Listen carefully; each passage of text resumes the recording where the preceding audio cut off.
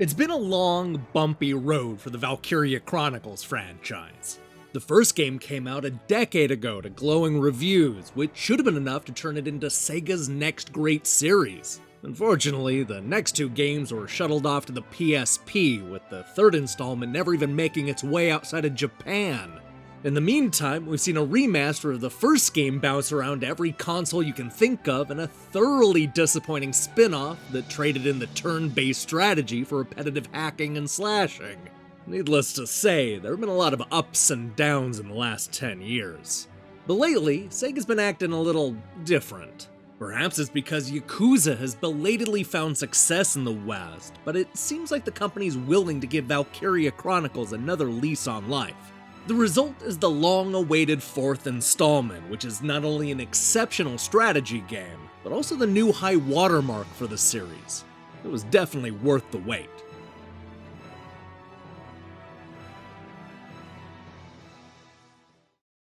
You don't need to have played the original three games to jump into Valkyria Chronicles 4. This is a series where each installment tells its own story and features a new cast of characters. It's a recreation of the fictional war between the Atlantic Federation and the East European Imperial Alliance that is adapted from the journals of the soldiers that fought on the front lines. It's like one of those Ken Burns documentaries turned into a strange hybrid action strategy game. In this case, we're following Claude Wallace, a member of Squad E of the Atlantic Federation. The year is 1935 EC, and things are not looking good for our heroes. The Empire is taking control of most of the land and has a stark military advantage. It's a situation where Squad E's backs are up against the wall and they only have a few options left. Their plan? Push back with their depleted forces and try to take the capital city in the north. It's a suicide mission with almost no shot of working, but it's the only hope they have.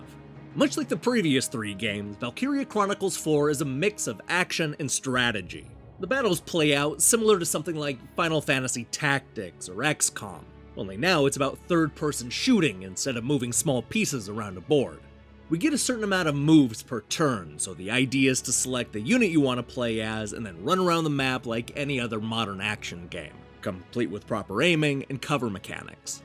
Once you've run out of action points or have taken your shot at the enemy, you'll get to move the rest of your troops until you run out of turns, in which your opponent takes over and does their worst. It still functions like a standard strategy game and requires a lot of careful planning and know-how, but it's also faster paced and more exciting because of the third-person elements. Now, it's important to note that this is not one of those sequels that overhauls the formula. If you've played a previous Valkyria Chronicles game, then you're gonna pick this up without even missing a beat. You get the usual scouts, stormtroopers, lancers, and snipers, along with a grenadier class that really opens up the battlefield in a big new way. Other tweaks to the combat include being able to call in offensive and defensive support from the nearby battleship, as well as an interesting new wrinkle that gives our heroes a last stand before they die. The battles are also bigger and more impressive this time around, especially as we inch closer to the capital city. The fact that we're always on the move and working towards an important goal gives this game a real sense of urgency. This not only makes the story instantly engaging, but also does a good job of varying up the types of battlefields we run into. One of the complaints I've always had about this series is that a lot of the locations tend to be a bit samey, but that's not the case here. We're constantly seeing new types of environments as we march north, including everything from major towns, to the rain-soaked forests, to a base camp that's up in flames. I especially loved the drastic change brought by winter, which sees us fighting through snowy mountains in order to survive. And you're just gonna have to take my word that it gets even cooler from there. Now, one of the things I really liked about this game is how it brings the personalities of each character forward. It's not just a series of battles where the soldiers are mere cannon fodder, but rather a small group of characters that we get to know and care about. And it's not just that we get to know them, but their squad mates will actually improve and be able to perform new abilities as they grow closer to the people around them.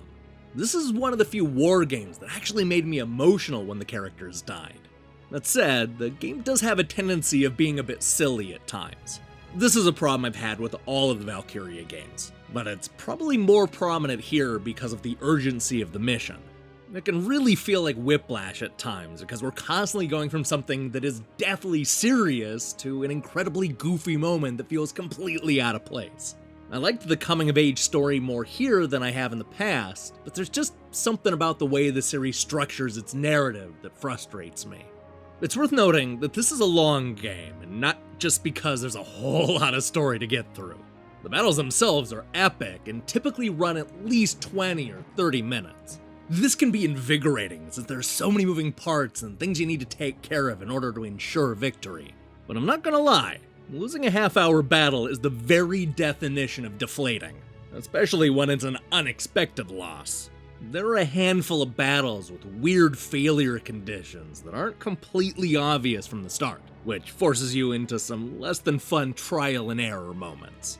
On a brighter note, Valkyria Chronicles 4 looks fantastic. This is a series that's known for its style, and this sequel does not disappoint. It's made to look like a pencil-drawn comic book or graphic novel, which feels both grounded and completely fantastical all at the same time. The whole thing oozes with personality, especially when it comes to the characters and how they interact with the chaos on the battlefield.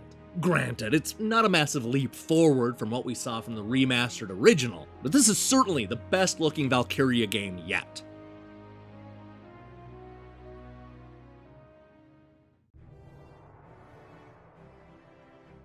There's an argument to be made that Valkyria Chronicles 4 is just more of the same.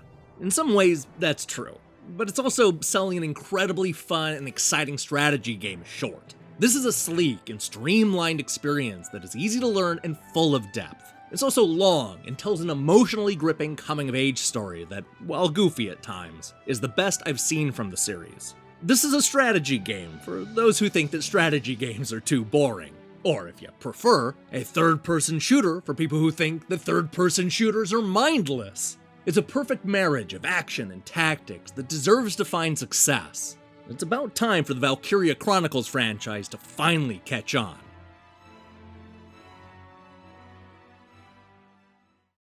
Hey, thanks for watching our review. If you liked what you saw here, then you should know that we post new reviews and features almost every day. So here's the question I have for you. Is Sega officially back? I think I speak for a lot of people when I say that Sega was amazing in the 1980s and 90s. Some of my favorite games of all time were on the Genesis and Dreamcast. But they kinda lost their way over the years and seemed to rely on Sonic to get the job done. But now Yakuza is big, Sonic is good, Streets of Rage is back, and here we have another Valkyria Chronicles game. Is it time to say that Sega is back? I can't wait to hear your thoughts in the comments below. In other news, we're going to be reviewing Super Seducer 2 later this week, so wish me luck. In the meantime, I strongly recommend you click that subscribe button and support what we're doing here. Until then.